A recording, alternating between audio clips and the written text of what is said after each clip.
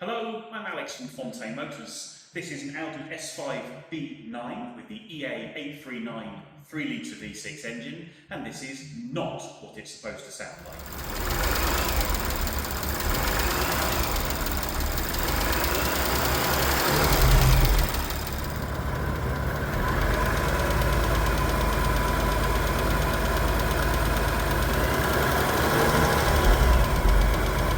This is an Audi S4 B9 with the EA839 3-litre V6 engine, and this is what it's supposed to sound like.